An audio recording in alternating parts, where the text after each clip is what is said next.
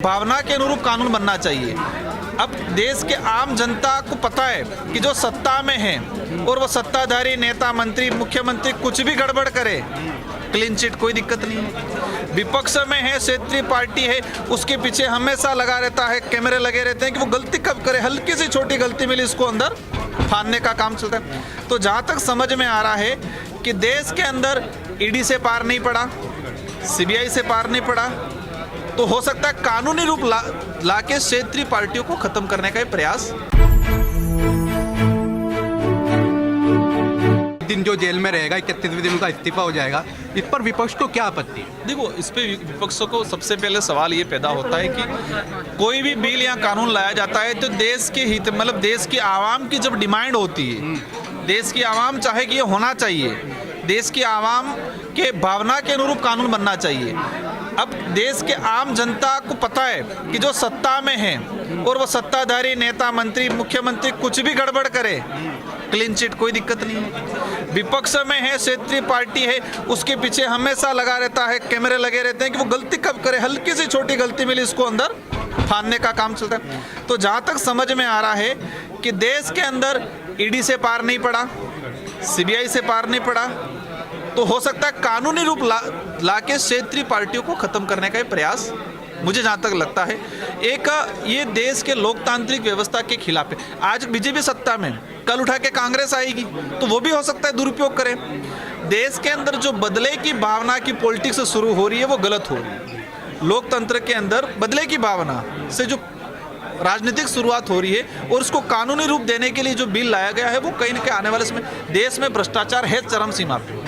देश की बर्बादी भी इसीलिए कहा जाए कि देश गर्त में इसलिए जा रहा है कि भ्रष्टाचार है, लेकिन कर कौन रहा है? चलो मान गए 10 सालों से केंद्र में, तो आज कहे कि 10-12 सालों से राज है इनका, कई राज्यों में है। बीजेपी के कौन से मंत्री, कौन से सीएम पे कार्रवाई हुई? असम के मुख्यमंत्री जी हाथ, इन पे कितने बड़े भ्रष्टाचार के आरोप लगे, पूरा राज्य जान रहा है इन पे कब कार्रवाई हुई।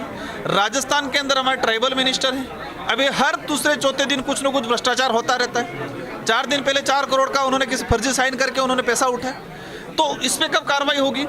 अगर इस कानून से पहले ही सरकार, बीजेपी तो मतलब इस्तीफा भी नहीं ले रही है।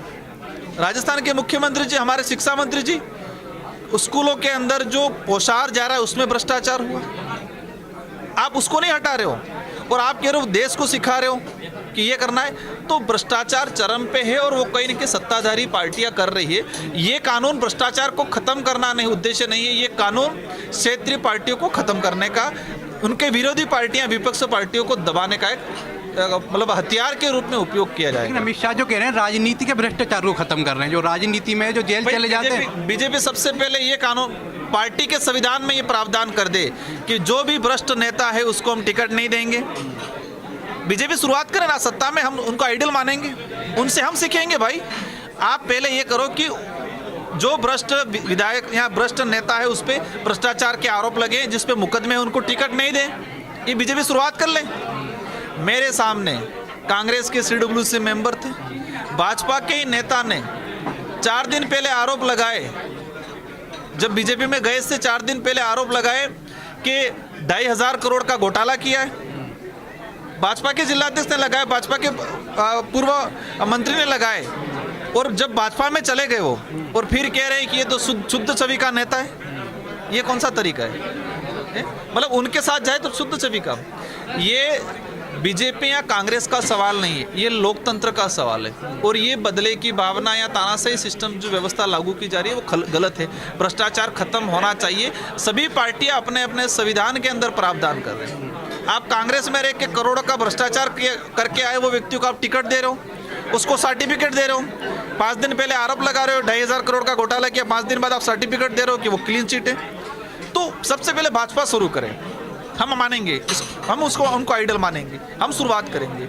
वहाँ से नहीं करना है। ये न्यायिक व्यवस्था को साइड में रखना चाहते हैं, न्यायालय तय करेगा। आज हमारा विधायक फर्जी तरीके से फंसाया गया, सारी चीज़ सामने आई है। बीजेपी की सरकार होते हुए बीजेपी का व्यक्ति कह रहा है कि मेरे से रिश्वत मांग रहा था, क्वेश्चन प्लानिंग से लगाया। एक प्लांटेड तरीके से लोगों को, लोकतंत्र को कैसे खत्म करके सत्ता में बने रहे, उस हिसाब से किया जा रहा है। बहुत शुक्रिया सर बात करने के लिए।